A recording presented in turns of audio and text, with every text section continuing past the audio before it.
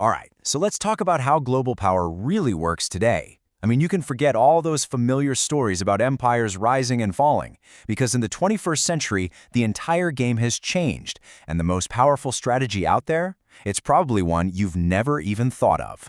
So let's just start with this idea right here, because it's really the central puzzle we're going to try and unpack. It sounds like a complete paradox, right? How can you be the most powerful person in the room if you're not even trying to be the strongest? Well, as we're about to see, this is the secret, hidden logic that really defines dominance in our modern world. Okay, so first up, let's tackle a myth that you see, well, pretty much everywhere.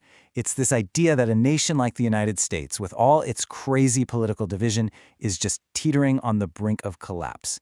You hear it all the time. It's a super powerful story, for sure, but is it the real story?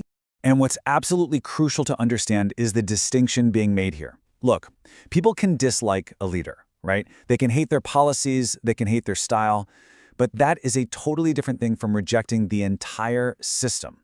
A system only really fails when its core institutions, the courts, the elections, the government itself, lose all their legitimacy in the eyes of the people. And the argument is that for all the noise, that critical line hasn't actually been crossed yet. I mean, think about a major political crisis, like the events at the US Capitol. A lot of people point to that and say, see, proof of collapse. But there's another way to look at it. You can see it as a massive stress test for the system. The really important takeaway isn't that the shock happened, is that the system, even though it was shaken pretty badly, ultimately absorbed it and kept on functioning. Procedures were restored, and weirdly, paradoxically, that isn't a sign of collapse. It's actually a demonstration of resilience. And this is a really, really important distinction. Resilience is not the same thing as permanence. A system can totally survive a bunch of big shocks, but at the same time, it can be slowly, quietly eroding from the inside. Things like trust, or a shared national story, or even moral authority, those things can just decay almost invisibly. And then, one day another shock comes along, and the whole weakened structure just can't handle it. Okay, let's switch gears now and talk about our second big myth. And this one feels like it's straight out of a movie. It's the idea that artificial intelligence is some kind of silver bullet.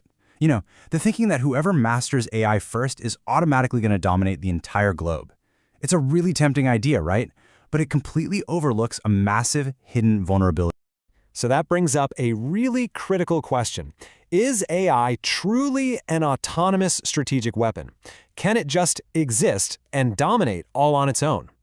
And the answer is a clear no, because AI isn't magic, it's a machine. And it's a very hungry machine that completely depends on this massive, surprisingly fragile ecosystem. I mean, it needs a constant supply of energy, the most advanced semiconductors, enormous flows of data, tons of skilled people, solid infrastructure, and maybe most important of all, political stability. You disrupt any one of those things on the list, and the whole system starts to look pretty vulnerable. And trying to build an entire military around this technology? Whew, we are not talking about a 5-year plan here. This is a multi-decade project. You literally need a generation of uninterrupted investment and stability just to get a decisive edge. And that incredibly long, fragile timeline, well, that is itself a massive strategic weakness.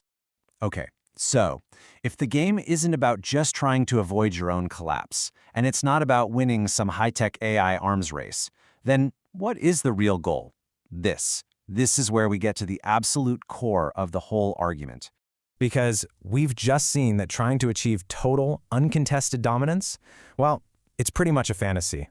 The systems are just too fragile, and the costs are way too high. So, if becoming overwhelmingly stronger than everybody else isn't the actual goal, what is? The real objective is this one word: fragmentation. See, the goal isn't to build your own tower all the way to the sky. The goal is to make absolutely sure that no one else can ever finish building the foundation of theirs. And this table here just lays out that paradigm shift perfectly.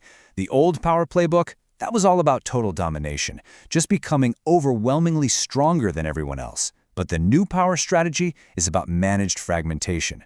The goal is to stop any rivals from consolidating their power by making sure they're always busy with their own problems. Political divisions, economic instability, regional conflicts. A fragmented world is a world where no single challenger can ever really rise up. And that brings us to the final, and honestly, the most sobering part of this whole strategy. Because managed fragmentation, it isn't some clean, abstract idea you move around on a geopolitical chessboard. It has a real, tangible human cost. See, when a system is under pressure, it has to push that cost somewhere else. You can think of it like a hierarchy of sacrifice. It starts at home, maybe by cutting back on civil liberties through more surveillance. Then it moves on to weakening labor rights, all to stay competitive. And eventually, that cost gets pushed all the way outward, using things like economic coercion or even fueling proxy wars to keep rivals off balance. The pain is always exported, pushed further and further away from the core. And this just completely reframes the whole debate, doesn't it? The question isn't, will this system collapse? The real question is the one you see right here. How long can you keep exporting instability just to preserve your own stability? Because if you look at history, that is the beginning of the end for great powers. It's the moment when the cost of managing all the chaos you've created abroad finally becomes too high to handle back at home. And that, right there, is the logic of modern dominance. It's not about marching armies and planting flags anymore. It's so much quieter, so much more complex. It's a strategy of managing chaos. And because it's less visible, it might just be more resilient and honestly more dangerous than any traditional empire that ever came before it. Which leaves us all with one final, pretty unsettling question. How do you even begin to challenge a power whose #1 goal is to make sure you can never become strong enough to challenge it in the first place?